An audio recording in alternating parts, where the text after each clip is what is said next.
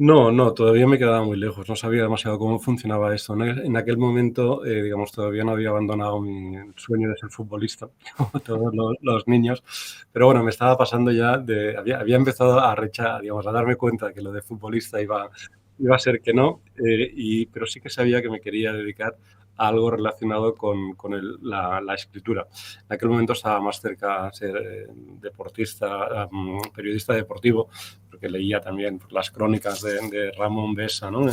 En El País, o las crónicas de los partidos de fútbol, de las cuestiones, digamos, de las páginas de deportes del periódico, y me gustaba también como en el caso de Ramón Besa, por ejemplo, cómo explicaba las cosas. Pero no, en aquel momento todavía no sabía digamos, que sería editor, pero sí que empecé a darme cuenta que a mí lo que me gustaba era leer y escribir. Y luego ya poco a poco después, cuando tuve que decidir qué carrera hacer, me apunté a humanidades, que son letras puras, ¿no? Básicamente, con lo cual de algún modo sí que la vida te va llevando, ¿no? Te va llevando hacia aquí.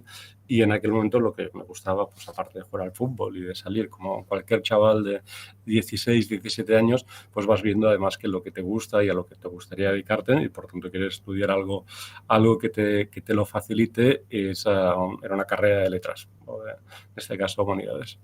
Y acabas la carrera y cuál es esa expresión de la vida te va llevando, cómo la aterrizamos para acabar o pasar de estudiar humanidades al trabajo de editor que tienes Pues, ahora. pues sí, sí, no, literalmente la vida me fue llevando, porque cuando empecé a estudiar humanidades, pues claro, tenía que ganarme la vida también con algo, ¿no? Y lo que mejor hacía en aquel momento, pues era, trabajé de camarero en en un club de jazz en Barcelona, y bueno, cosas varias, pero sobre todo en lo que trabajaba era haciendo correcciones para editoriales y traducciones.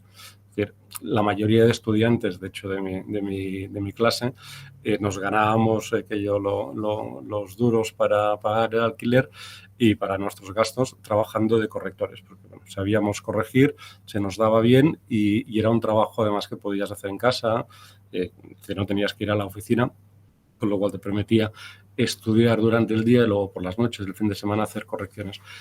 Y luego básicamente hacíamos correcciones, redacciones, trabajábamos en enciclopedias varias, traducciones también, y así me fui pagando la carrera. De hecho, toda la carrera compaginé los estudios con ese trabajo de corrector freelance para varias editoriales. Y eso fue lo que poco a poco, pues claro, me fue abriendo las puertas del mundo editorial, empezando desde abajo, porque digamos, empezar de correctores como empieza casi todo el mundo, y poco a poco pues ir haciendo más cosas o proyectos un poco más grandes o de mayor envergadura. Y bueno, creo que desde que acabas la carrera o muy jovencito cuando acabas de salir, creo que tuviste una estancia por Nueva York también en relación a los libros, ¿puede ser? He leído en tu página web.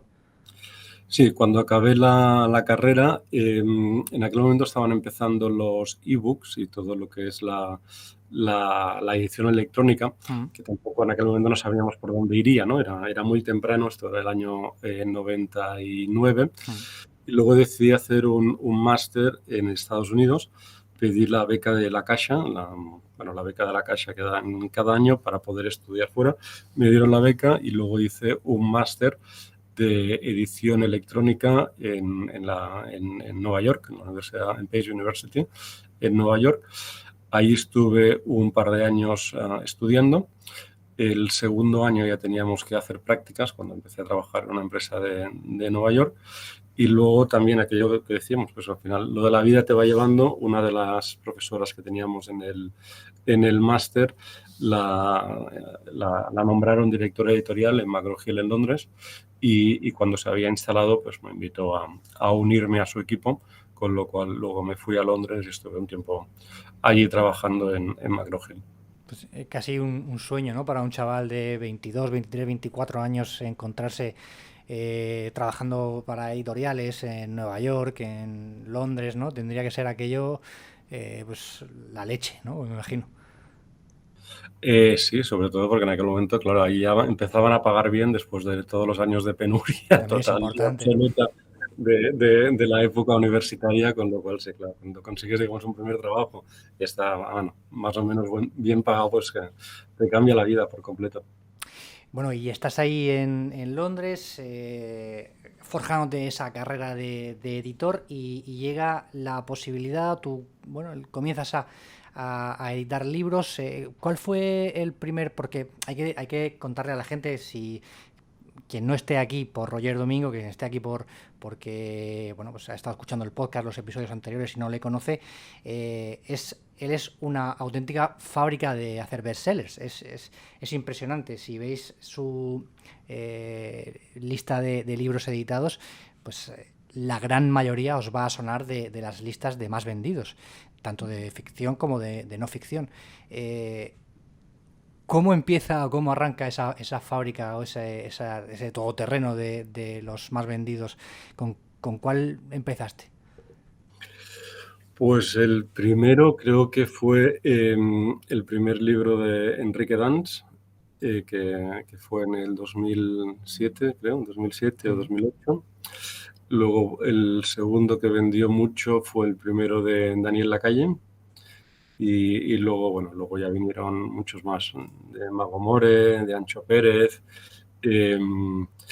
bueno, todos los que desde 2007, 2008 hasta ahora. Sí, tengo por aquí, pues si para refrescar,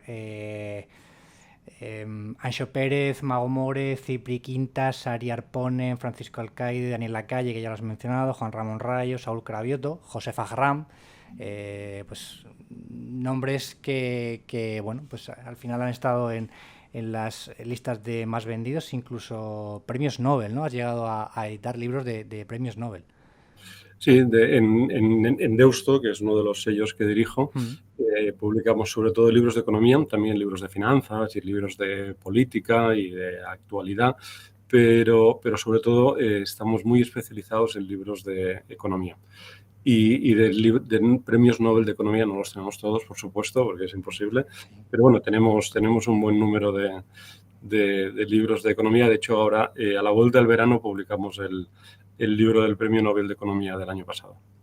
Yo creo que tienes un trabajo que para muchos de los que a los que nos gusta el mundo editorial y leer y la mística de abrir un libro más allá de lo que es la historia, es un trabajo muy atractivo, al menos desde fuera, ¿no? Ser editor de un sello literario y vivir de eso y estar siempre rodeado de escritores y de escritoras y de libros y demás, eso es como muy atractivo desde fuera, ¿no? Pero desde dentro, ¿cómo es ser editor? ¿Es tan llamativo o tiene sus sombras que no vemos y que hace que nos tengamos que pensar el hecho de dedicarnos a eso? Hombre, tiene una parte sí, de parte oculta, ¿no? Que, digamos, hay una parte glamurosa que todo el mundo conoce y, no sé, la Feria del Libro, ¿no? Por ejemplo, que empieza el viernes que viene y, bueno, es muy bonito, a todo el mundo le hace mucha ilusión. Luego tiene una parte, pues, más complicada que tiene que ver, pues, evidentemente con la gestión del día a día, con los números, ¿no? Que si salen, no salen, con las apuestas fallidas. Claro, el editor es una persona. Había un editor muy famoso en Estados Unidos que decía publishing is gambling, ¿no? Es como jugar a la ruleta. Y de hecho un poco es así, ¿no? Porque los editores publicamos muchos libros al año, pero no siempre, porque no tenemos una varita mágica ni hay ningún algoritmo que nos diga publica este libro y se va a convertir en un bestseller, ¿no? Es al final un poco de intuición.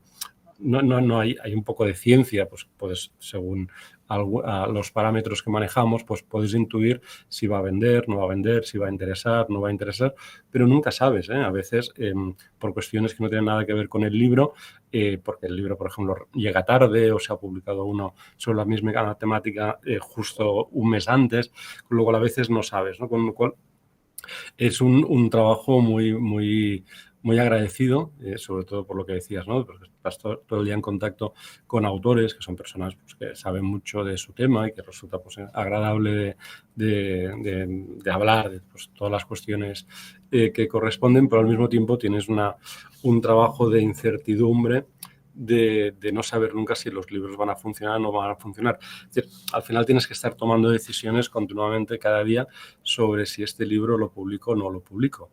Y hay veces que es evidentemente, digo, es muy evidente que lo quieres publicar. Hay veces también es muy evidente que no lo quieres publicar porque sabes que no es un libro que no va a funcionar, porque no lleva nada nuevo, porque no está bien escrito, porque la temática está muy trillada, etcétera. Pero la mayoría de veces no es así. La mayoría de veces tiene pros y contras, ¿no?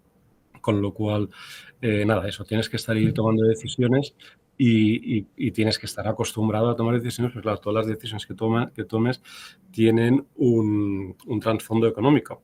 Es decir, al final, si aciertas, la editorial gana dinero; si no aciertas, la editorial no gana dinero. Si aciertas mucho, la editorial gana mucho dinero; si aciertas poco, la editorial cierra. O te despiden, evidentemente, ¿no? Si la editorial no es tuya.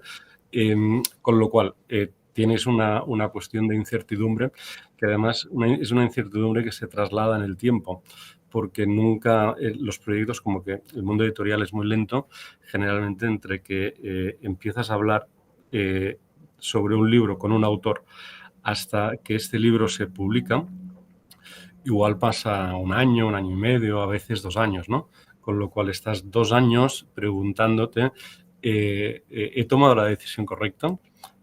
Y a lo largo de estos 2 años, pues también hay una serie de decisiones que tienes que tomar: el título, el subtítulo, cómo presentarlo, pues a los medios de comunicación, a los libreros, que van a motivar que el libro funcione mejor o peor. La cubierta, por ejemplo, el diseño de cubierta, el formato, bueno, toda una serie de decisiones que, claro, no tienes el resultado hasta el cabo de un tiempo, con lo cual estás siempre así un poco con la incertidumbre. Pero bueno, dicho esto, para los que somos editores, la mayoría de editores les gusta mucho su trabajo. Es un trabajo puramente vocacional, porque si no te gusta, no te gusta y no lo haces. Y si te gusta, pues evidentemente te gusta mucho y lo disfrutas.